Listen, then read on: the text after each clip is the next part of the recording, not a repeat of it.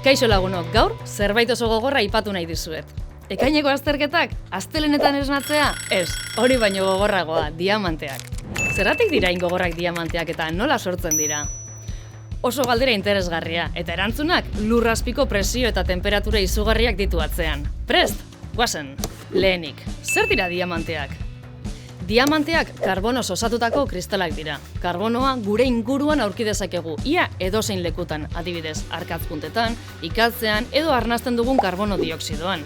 Baina diamanteen atomoak bereziki ordenatuak daude. Hain zuzen ere, atomoen antolaketa horrek egiten ditu diamanteak horren gogorrak. Eta zergatik dira horren gogorrak?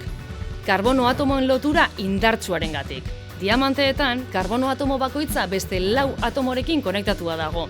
3 aldeko piramide batean bezala, tetraedro bat osatuz. Pentsa, hiruki bat ezin bada mugitu, 4 aurpegiko piramide bat are eta gutxiago. Lotura kimiko sendo horrek ematen dio diamanteari gogortasuna. Kristal egitura trinkoa.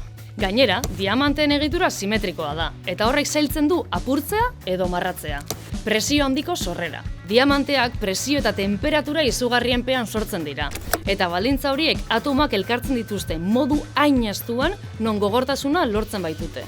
Diamanteak sortzeko gutxienez 725.000 kilopaskaleko presioa eta 1000 eta 2000 gradu arteko temperatura behar dira.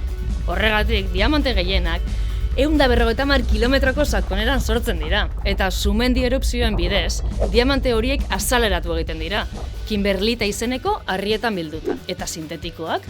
Laborategian ere sor daitezke diamanteak. Horretarako lurraren baldintzak imitatzen dira. Presioa, temperatura eta karbonoa kombinatuz. Amaitzeko, bitxikeria bat. Saturnon atmosferako dentsitatea hain da handia, atmosferako karbonoa trinkotzen dela, eta leku batzuetan diamanteen euria dagoela. Pentsa, euritakoa ere ezingo genuke ireki. Gustatu bazaizue azalpena, klikatu like eta utzi iruzkin bat.